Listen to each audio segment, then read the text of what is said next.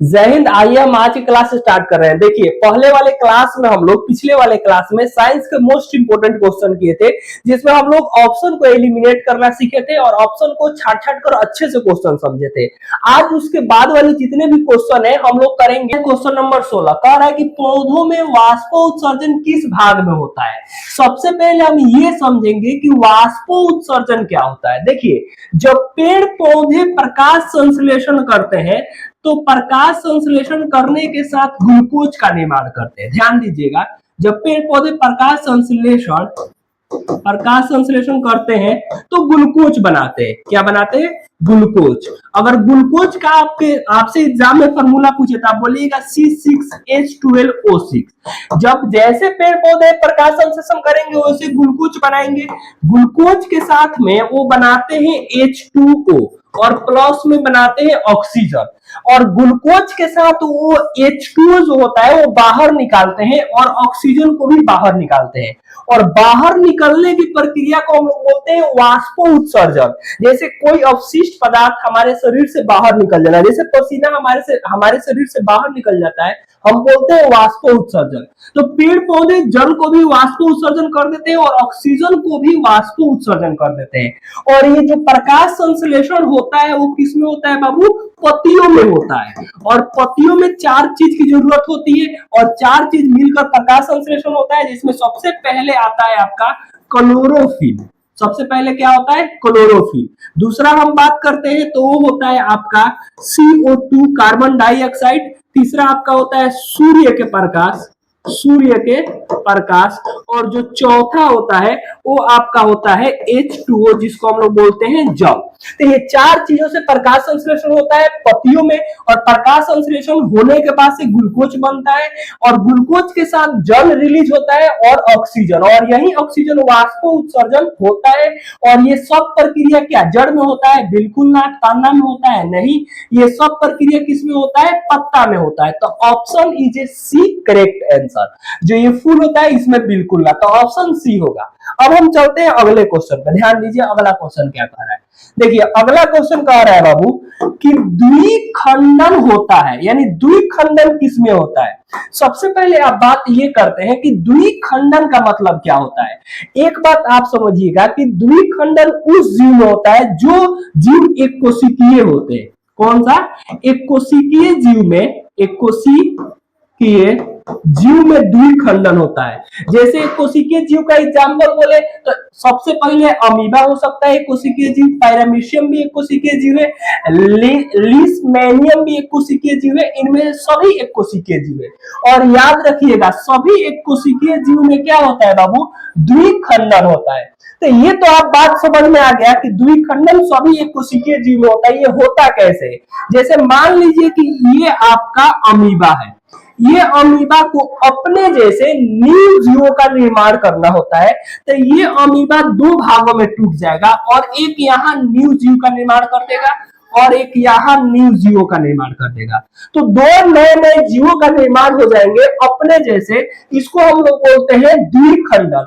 मतलब एक अमीबा अपने बॉडी को तोड़ा और 2 अपने जैसे सेम न्यू जीवों का निर्माण कर दिया, जिसका 2 नाम, एक यहाँ पे अमीबा बन गया, एक और अमीबा बन गया, यानी एक जैसे 2 अमीबा का निर्माण कर दिया, और उसी को बोलते हैं हम लोग द्विखंडन। तो जितने भी एक कोशिकीय जीव होते हैं सब में क्या होता है बाबू? सब में द्विखंडन होता है, सब में द्विखंडन होता है। तो आपको याद रखना है कि एक कोशिकीय जीव कौन हो सकता है?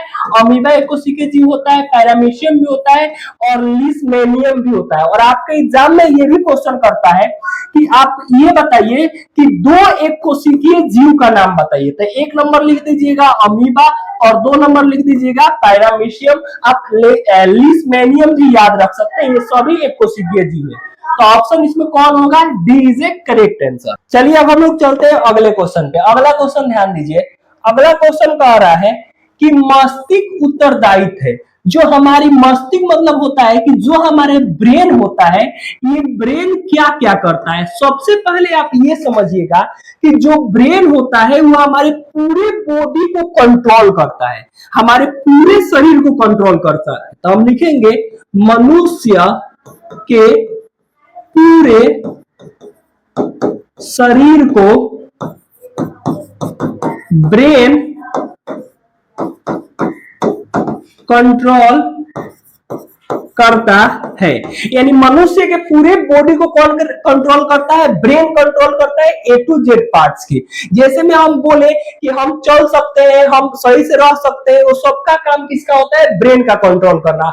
हम श्वास लेते हैं, हमारी दिल धड़कती है, हम जो भी प्रक्रियाएं करते हैं अपने बॉडी से, हम बोलते हैं, सुनते हैं, या हम कोई एक्शन लेते हैं, या हमें कहीं दर्द उत्पन्न होती है, सारा काम हमारे ब्रेन का बताना होता है। यानी ब्रेन बताता है कि आपके बॉडी में दर्द है, यानी कोई भी घटना आपके बॉडी में हो रहा है तो उस सब कौन बताता है? ब्रेन बताता है। इसीलिए हम बोलते हैं कि हमारे ऑल, जैसे में हमारे जो मेमोरीज है वो ब्रेन है, और हमारे पूरे बॉडी को कंट्रोल करके कौन रखता है? ब्रेन करके रखता है।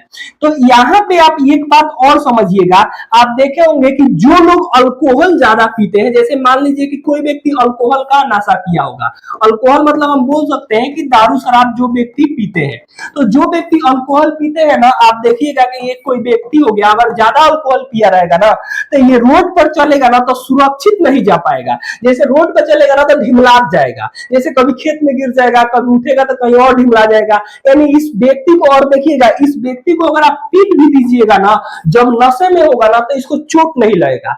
इसका कारण एक ही है कि जब ये अल्कोहल का नशा किया रहता है तो अल्कोहल इसके स्पाइनल कोड का कनेक्शन काट देता है। और हमेशा आप याद रखिएगा, जो स्पाइनल कोड होता है ना, वो हमारे पूरे बॉडी के घटना को बताता है, मतलब पूरे बॉडी के घटना को संदेश देता है ब्रेन को, और ब्रेन उस संदेश को कवरिंग करके आपको, मतलब आपको प्रदर्शित करता है। तो स्पाइनल कोड से ही संदेश मिलती है, और जो लोग अल्कोहल ज्यादा पीते हैं ना, उनका स्पाइनल कोड से संदेश, जो स्पाइनल कोड होता है वहां से संदेश आना बंद हो जाता है, और इसलिए इस व्यक्ति का कुछ समझ में नहीं आता है और ये व्यक्ति कहीं ना कहीं गिर पड़ते हैं। तो इस वजह से बोला जाता है कि जो लोग अल्कोहल का नशा करते हैं उनसे, मतलब उनसे हमेशा बात नहीं किया जाता है, या उनसे कुछ बोला नहीं जाता है, क्योंकि वो कब क्या बोल देंगे खुद उनके बारे में, खुद उनको अपने शरीर के बारे में पता नहीं चलता है। इसलिए देखते हैं कि ये कुछ भी बोल जाते हैं। तो ये क्वेश्चन आपको समझ में आ गया। अब ऑप्शन ए आ रहा है सोचने के लिए। जी बिल्कुल, ब्रेन सोचने के लिए बिल्कुल उत्तरदायित्व होता है। हृदय स्पंदन के लिए बिल्कुल, ये हृदय के गति, सारे चीजों प्रक्रियाओं को ब्रेन कंट्रोल करता है। ऑप्शन सी है शरीर का संतुलन बनाए रखना। बिल्कुल, अभी हम बताएं कि अगर ये व्यक्ति का शरीर का संतुलन कब बिगड़ जाता है? जब ये अल्कोहल पीता है, स्पाइनल कोड से इसका संदेश कट जाता है। तो यहां से ये भी ऑप्शन सी सही है, यानी ऑप्शन इसमें कौन होगा? डी। इनमें से सभी आंसर इसका होंगे। चलिए अगले क्वेश्चन पे हम चलते हैं। अगला क्वेश्चन ध्यान दीजिए क्या कह रहा है। देखिए अगला क्वेश्चन कह रहा है कि प्रकाश संश्लेषण क्रिया में ऑक्सीजन बाहर निकलता है। मोस्ट इंपोर्टेंट क्वेश्चन 2013 में पूछा गया ये क्वेश्चन है। देखिए ये बहुत सारे लोग गलती ये करते हैं कि जब प्रकाश संश्लेषण होता है तो ग्लूकोज बनता है C6H12O6, और साथ में बाबू बनता है जल, और साथ में बनता है ऑक्सीजन। बहुत लोग क्या गलती कर देते हैं कि ऑप्शन आप देखिए यहाँ पे सी, बहुत लोग सी टिक करके चले आते हैं, जो सी क्या है? गलत है। क्योंकि लोग सोचते हैं कि जब प्रकाश संश्लेषण क्रिया होती है तो क्या बनती है? ग्लूकोज बनती है। ऑब्वियस सी बात है, ग्लूकोज बनेगा तो ऑक्सीजन, जल निकलेगा, जल निकलेगा तो ऑक्सीजन निकलेगा, तो लोग ग्लूकोज पे टिक करके चले आते हैं, लेकिन बिल्कुल गलत है। यहाँ पे सबसे पहले हम ये समझेंगे कि जब प्रकाश संश्लेषण क्रिया होती है तो ऑक्सीजन बाहर किससे निकलता है? जल से। यानी जल टूटता है हाइड्रोजन और प्लस ऑक्सीजन में, और जैसे हाइड्रोजन और ऑक्सीजन में टूटता है तब जाकर क्या निकलता है? जल निकलता है। तो यहाँ पे ऑप्शन बाबू क्या होगा? Option is a correct answer होगा। तो आप याद रखिएगा कि जल से क्या निकलता है बाबू? जल से ऑक्सीजन निकलता है। यहाँ पे ध्यान दीजिएगा, यहाँ पे आपका होगा CO2, ये कुछ नहीं है, यहाँ पे सिर्फ ऑप्शन होगा CO2। तो इससे भी नहीं, CO2 से भी नहीं होगा, यहाँ पे ये डिक्टोजियम से भी नहीं होगा, यहाँ पे किससे होगा? ऑप्शन नंबर 1 जल से होगा। समझ में आ गया? तो ये आप क्वेश्चन वेरी वेरी इंपॉर्टेंट है, याद करके चलिएगा कि प्रकाश संश्लेषण होता है तो ऑक्सीजन किससे टूटकर बाहर निकलता है? हाइड्रोजन प्लस ऑक्सीजन, यानी जल से टूटकर क्या निकलता है बाहर? जल से टूटकर ऑक्सीजन बाहर निकलता है। तो option is a correct answer. अगले क्वेश्चन पे आप ध्यान दीजिए। देखिए अगला क्वेश्चन क्या कह रहा है। देखिए क्वेश्चन नंबर 20 कह रहा है मैग्नीशियम पाया जाता है। मैग्नीशियम किस में पाया जाता है? सबसे पहला ऑप्शन है क्लोरोफिल में, बी ऑप्शन है लाल रक्त कण। लाल रक्त को हम लोग बोलते हैं आरबीसी, और ये हमारे ब्लड का एक प्रकार है। वर्णिल लॉक, वर्णिल लॉक का क्या काम होता है अभी हम बता रहे हैं। अगला है श्वेत रक्त कण। तो अब सबसे पहले हम बात करते हैं बाबू मैग्नीशियम को ना, तो हम ऐसे मैग्नीशियम को लिखते हैं, ऐसे हम लिख सकते हैं मैग्नीशियम। अगर हम बात करते हैं मैग्नीशियम को तो ये पाया जाता है बाबू क्लोरोफिल में। अब क्लोरोफिल क्या होता है आप जानते हैं कि प्रकाश संश्लेषण करने के लिए क्लोरोफिल की जरूरत होती है, और क्लोरोफिल पेड़ पौधे के पत्तियों में पाया जाता है। पेड़ पौधे के पत्तियों में पाया जाता है, जिससे प्रकाश संश्लेषण प्रक्रिया होती है, और इसी में मैग्नीशियम धातु पाया जाता है। और आपसे एक क्वेश्चन और पूछा जाता है कि पेड़ पौधे में कौन से धातु पाया जाता है? तो आप याद रखिएगा पेड़ पौधे में बाबू मैग्नीशियम धातु पाया जाता है। तो ये भी क्वेश्चन आप याद रखिएगा कि पेड़ पौधे में मैग्नीशियम धातु पाया जाता है। तो एक नंबर ऑप्शन इसे करेक्ट होगा कि क्लोरोफिल में क्या होता है बाबू? मैग्नीशियम होता है। अगला ध्यान दीजिएगा, अगर हम बात करते हैं आरबीसी की, तो जो आरबीसी होती है ना हमारे शरीर में ऑक्सीजन को लेकर जाती है और CO2 को लेकर आती है। तो पूछे कि आरबीसी का क्या कार्य है, तो इसका कार्य ये है कि ये ऑक्सीजन को लेकर जाती है और CO2 पर लेकर आती है, तो इसका ये कार्य है। ये मोस्ट इंपोर्टेंट है जो आपका वर्णिल लॉक है। ये कई बार क्वेश्चन में पूछा गया है कि वर्णिल लॉक क्या होता है। तो वर्णिल लॉक जो होता है ना ये पेड़ पौधे में रंग प्रदान करते हैं, ये बात याद रखिएगा, रंग प्रदान करता है। तो वर्णिल लॉक बाबू क्या होता है? पेड़ पौधे में रंग को, मतलब रंग का मतलब क्या होता है? वर्णिल लॉक। यानी वर्णिल लॉक एक ऐसा पिगमेंट है जो पेड़ पौधे में रंग प्रदान करने का कार्य करता है। अच्छा देखिए वर्णिल लॉक को ना हम लोग बाबू क्रोमोप्लास्ट भी बोलते हैं, क्रोमोप्लास्ट इसको कहते हैं, ठीक है। वर्णिल लॉक को क्या बोलते हैं? क्रोमोप्लास्ट। तो ये बात आप समझ गए कि वर्णिल लॉक क्या करता है? पेड़ पौधे में रंग प्रदान करता है। ये भी क्वेश्चन आप याद रखिएगा, पेड़ पौधे में रंग कौन प्रदान करता है? तो वर्णिल लॉक। आपको हम बात करते हैं ऑप्शन डी का श्वेत रक्त। तो आपको पता है कि श्वेत रक्त मतलब होता है WBC, जिसको हम लोग बोलते हैं व्हाइट ब्लड सेल।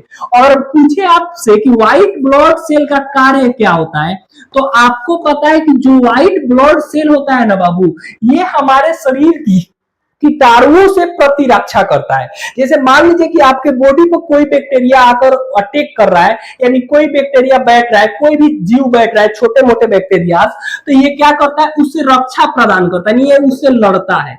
तो हम ये समझ गए कि WBC काम क्या होता है हमारे शरीर में, यानी प्रतिरक्षा करना, यानी ये बैक्टीरिया से लड़ता है, बैक्टीरिया से लड़ने का काम करता है, बैक्टीरिया से लड़ने का काम करता है। तो ये बात आप समझ गए कि बैक्टीरिया से लड़ने का काम कौन करता है? WBC। आरबीसी O2 को लेकर जाता है और CO2 को लेकर आता है। तो आप उम्मीद है कि आप क्वेश्चन नंबर 20 समझ गए। तो इसका आंसर क्या होगा? ए इज ए राइट आंसर। चलिए हम चलते हैं नेक्स्ट क्वेश्चन। अगले हम क्वेश्चन पे चलते हैं। देखिए अगला क्वेश्चन क्या कह रहा है। अगला क्वेश्चन आप ध्यान दीजिएगा, ये भी क्वेश्चन पूछा गया है आपका 2021 के एग्जाम में। कह रहा है कि प्रोटोजोआ उत्सर्जी पदार्थों का निष्कासन कैसे करता है।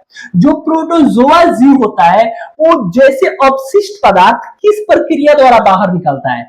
क्या प्राषण द्वारा, विसरण द्वारा, या ऑप्शन सी कर रहा है अवशोषण द्वारा, या निष्कासन द्वारा? याद रखिएगा जो प्रोटोजोआ होता है ना वो प्राषण द्वारा क्या करता है?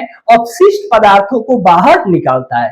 तो option A is a correct answer. अगले क्वेश्चन पर हम चलते हैं। अगला क्वेश्चन ध्यान दीजिए, ये देखिए ये जो क्वेश्चन है ये पूछा गया है बाबू 2015 के एग्जाम में। क्वेश्चन कह रहा है कि इथाइल अल्कोहल किस प्रकार का श्वसन में बनता है? ए नंबर ऑप्शन है वायवीय श्वसन, बी नंबर ऑप्शन है अवायवीय श्वसन। सबसे पहले हम ये समझते हैं कि वायवीय श्वसन क्या होता है। जब ऑक्सीजन की उपस्थिति में, जब ऑक्सीजन की उपस्थिति में कोई श्वसन होता है और वहां से क्या मुक्त होती है? ऊर्जा मुक्त होती है, तो उसे हम बोलते हैं वायवीय श्वसन। यानी वायवीय श्वसन किसके उपस्थिति में होता है बाबू? ऑक्सीजन की उपस्थिति में होता है, याद रखिएगा। वायवीय श्वसन ऑक्सीजन की उपस्थिति में होता है और उपस्थिति में होने के बाद से ऊर्जा मिलता है तो हम उसे बोलते हैं वायवीय श्वसन। लेकिन अवायवीय श्वसन की बात करें ना तो अवायवीय श्वसन ऑक्सीजन के अनुपस्थिति में होता है। ऑक्सीजन के अनुपस्थिति, देखिए ऑक्सीजन का अनुपस्थिति का मतलब होता है ना कि यहाँ पे ऑक्सीजन का ना होना, यहाँ पे हम कह सकते हैं ऑक्सीजन का ना होना। और ऑक्सीजन का ना होना क्या कहलाता है? ऑक्सीजन का अनुपस्थिति कहलाता है। और यहाँ पे हम कह सकते हैं कि ऑक्सीजन का होना, ऑक्सीजन का यहाँ पे हम बात करेंगे तो ये हो जाएगा ऑक्सीजन का होना और यहाँ पे हो जाएगा ऑक्सीजन का ना होना। तो ऑक्सीजन जब होता है तो हम वायवीय श्वसन कहते हैं, जब ऑक्सीजन नहीं होता है तो हम उसे बोलते हैं अवायवीय श्वसन। और याद रखिएगा ऑक्सीजन के अनुपस्थिति में जब कोई प्रक्रिया होता है तो किसका निर्माण करता है? इथाइल अल्कोहल का निर्माण करता है। तो हम इसको सिंपल सा क्या बोलेंगे बाबू? अवायवीय श्वसन। क्या बोलेंगे? अवायवीय श्वसन हम बोलेंगे। तो option is B correct answer, क्योंकि अवायवीय श्वसन ऑक्सीजन के अनुपस्थिति में होता है और ऑक्सीजन के अनुपस्थिति में होगा तो किसका निर्माण होगा? इथाइल अल्कोहल का निर्माण होगा और यही कहलाता है अवायवीय श्वसन। और वायवीय श्वसन जब ऑक्सीजन की अनुपस्थिति में होता है। ये बात आप समझ गए। चलिए हम चलते हैं अगले क्वेश्चन पर। ध्यान दीजिए अगला क्वेश्चन क्या कर रहा है। देखिए अगला जो क्वेश्चन है ये 2013 में भी पूछा गया है, 2016 में भी पूछा गया है। देखिए क्वेश्चन क्या कर रहा है? कह रहा है ऑक्सी है, कह रहा है वासा, एंजाइम, हार्मोन, इसको हम ऐसे भी लिखते हैं हार्मोन, उसके बाद कार्बोहाइड्रेट। अब हम बात करते हैं ना ऑक्सी का। तो देखिए ऑक्सी क्या होता है? ऑक्सी सबसे पहले हम ये समझेंगे पाया कहां जाता है। तो जो ऑक्सी होता है ना ये पेड़ और पौधे में पाया जाता है। अच्छा आप पूछिएगा कि पेड़ पौधे में ऑक्सी क्यों पाया जाता है? जैसे मान लीजिए कि मेरे पास ये पेड़ हो गया, अब ये पेड़ को वृद्धि करने की जरूरत है, पेड़ को बढ़ने की जरूरत है। जब भी पेड़ बढ़ेगा तो इसकी हाइटनेस बढ़ेगी, ग्रोथनेस होगी। तो इसमें ग्रोथनेस किसके कारण होती है? ये भी क्वेश्चन बार बार पूछा जाता है कि पेड़ पौधे में ग्रोथनेस हार्मोन का नाम बताइए। तो पेड़ पौधे में ग्रोथनेस हार्मोन का नाम है ऑक्सी। यहां से आप ये बात समझ गए कि ऑक्सी हमारे पेड़ पौधे में एक हार्मोन होता है। क्या होता है बाबू? हार्मोन होता है जो पेड़ पौधों को वृद्धि करने में सहायक होता है। यानी पेड़ पौधे के तने को बढ़ाएगा, पेड़ पौधे के पत्तियों को बढ़ाएगा, पेड़ पौधे के जड़ों को बढ़ाएगा, या ये ग्रेविटेशनल फोर्स से भी लड़ता है और ये पेड़ पौधे को बढ़ाने में मदद करता है, हाइट देने में मदद करता है। तो ये बात आप समझ गए कि ऑक्सी एक प्रकार का क्या है? हार्मोन है जो पेड़ पौधों को बढ़ाने में क्या करता है? सहायक करता है। तो यहां से हम ऑप्शन किस पे जाएंगे बाबू? Option is A C correct answer. अब ये क्वेश्चन समझ गए, हम चलते हैं अगले क्वेश्चन पर। देखिए ये सेकेंड लास्ट क्वेश्चन है इस क्लास का। देखिए क्या कह रहा है क्वेश्चन? कह रहा है रक्त का कौन सा अवयव घायल स्थान से रक्त स्राव के मार्ग को रक्त का थक्का बनाकर अवरोध करता है। इसका मतलब ये हुआ कि मान लीजिए कि किसी इंसान का हाथ यहां से कट गया। अब जैसे यहां से हाथ कटेगा ना बाबू तो यहां से आपको पता है कि यहां से ब्लड निकलेगा। क्या निकलेगा? ब्लड। तो कह रहा है कि जब ब्लड यहाँ पे थक्का बनाने को, ब्लड को क्लोटिंग कौन कर देता है? वो कौन पिगमेंट होता है जो ब्लड को क्लोटिंग कर देता है, जिससे यहाँ ब्लड थक्का बन जाता है और जो इसके अंदर का ब्लड होता है, बॉडी के अंदर का, वो ब्लड रुक जाता है। ऑप्शन एक कह रहा है लाल रक्त कोशिका यानी आरबीसी। अभी हम आपको बता कर गए थे इससे पिछले वाले क्वेश्चन में, आरबीसी का काम होता है ऑक्सीजन को लेकर जाना और कार्बन डाइऑक्साइड को लेकर आना। हम बात करते हैं यहाँ पे श्वेत रक्त कोशिकाएं डब्ल्यूबीसी। डब्ल्यूबीसी हमारे बैक्टीरिया से, छोटे छोटे कीटाणुओं से लड़ने का काम करता है। इसको हम लोग बोलते हैं रक्षा कोशिकाएं। ये हमारे सुरक्षित करने का काम करता है। किससे बाबू? बैक्टीरिया से। बैक्टीरिया से ये लड़ने का काम करता है। अगर हम बात करते हैं प्लेटलेट्स, जी हाँ, जो प्लेटलेट्स होता है ना ये हमारे ब्लड को क्लोटिंग करता है। आप याद रखिएगा ब्लड को क्लोटिंग कौन करता है? ब्लड को क्लोटिंग प्लेटलेट्स करता है, जिसको हम लोग बोलते हैं रक्त को थक्का बनाना। रक्त को थक्का बनाना। तो रक्त को थक्का बनाने में कौन मदद करता है बाबू? रक्त को थक्का बनाने में प्लेटलेट मदद करता है। तो option is A C correct answer है, क्योंकि हमें ये पता हो गया अब कि रक्त को थक्का कौन बनाता है? प्लेटलेट्स बनाता है। यहां से ये भी क्वेश्चन क्लियर हो गया। चलिए हम चलते हैं लास्ट क्वेश्चन पे। ये देखिए इस क्लास का लास्ट क्वेश्चन है। देखिए ध्यान से पढ़िएगा क्वेश्चन क्या कह रहा है। ये क्वेश्चन आपके 2018 के एग्जाम में पूछे गए हैं। देखिए कह रहा है कि हृदय से रक्त को संपूर्ण शरीर में पंप किया जाता है। ये कहने का मतलब ये है कि मान लीजिए कि ये मेरा एक छोटा सा हार्ट बीट है। अब ये है मेरा हृदय। आपको पता है कि यहाँ कपाट पाया जाता है जो ब्लड ऊपर से नीचे तक भेजता है। इसमें जो होता है ये CO2 ब्लड होता है, इसमें भी CO2 ब्लड होता है, इसमें O2 ब्लड होता है, इसमें O2 ब्लड होता है। तो हमारे हृदय में 4 चेम्बर। इस चेम्बर का नाम होता है बाबू दाया आलिंद। इस चेम्बर का क्या नाम होता है? दाया आलिंद। इसके नीचे वाला चेम्बर का नाम होता है बाबू दाया निलय। इधर वाले चेम्बर का नाम होता है बाया आलिंद और इसके नीचे वाले का नाम होता है बाया निलय। आप एक बात ध्यान दीजिएगा बाबू कि यहां से जो होता है होते हुए हमारे कहां जाता है बाबू? लंग्स में जाता है। लंग्स मतलब होता है फेफड़ा। यहां से होते हुए ब्लड कहां जाता है? फेफड़े में जाता है। और फिर आप ध्यान दीजिएगा यहां पे फिर आकर मिलता है और यहां से कहां जाता है? बाहर जाता है। तो हमेशा हर्ट्स के एक तो ऊपर वाले भाग होते हैं, ऊपर वाले भाग को हम लोग बोलते हैं आलिंद और आलिंद, और नीचे वाले भाग को बोलते हैं नीलय और नीलय। और मनुष्य के हर्ट्स में कितने चेंबर होते हैं? 4। तो जब ब्लड यहां से निकलता है और लंग्स तक जाता है तो याद रखिए इसमें ऑप्शन कह रहा है फेफड़े के द्वारा। बिल्कुल गलत, ये तो कोई हो ही नहीं सकता है। नीलय द्वारा आप ध्यान दीजिए, नीलय यहां भी, नीलय यहां भी। यानी हमेशा हमारे हार्ट से ब्लड सारे शरीर में कहां से ट्रांसफर होता है बाबू? नीलय के द्वारा ट्रांसफर होता है। तो option B is a correct answer होगा। यहाँ पे देखिए आलिंद, आलिंद नहीं, आलिंद पहले नहीं है, आलिंद ऊपर वाला भाग है और नीलय नीचे वाला भाग है। तो आलिंद इनमें नहीं होगा, ये भी ऑप्शन नहीं होगा। तो ऑप्शन कौन होगा? ऑप्शन बी होगा। क्यों? क्योंकि आप समझ गए कि ऊपर वाले को हम आलिंद बोलते हैं और नीचे वाले को नीलय बोलते हैं। इसीलिए हमेशा हमारे नीलय, हमारे हॉर्ट्स के नीले वाले भाग से पूरे शरीर में ब्लड का क्या होता है? ट्रांसफर होता है और पूरे शरीर में ब्लड जाता है। तो यहां से आप ये भी क्वेश्चन समझ गए। चलिए तो आज के क्वेश्चन हम 10 क्वेश्चन की जो मोस्ट इंपोर्टेंट क्वेश्चन था और एक एक ऑप्शन को हम लोग एलिमिनेट किए। फिर हम मिलते हैं नेक्स्ट वीडियो में। तब तक के लिए ये वीडियो अच्छा लगा हो तो जरूर अपने दोस्तों के साथ शेयर करें। फिर मिलते हैं अगले क्लास में, तब तक के लिए थैंक यू।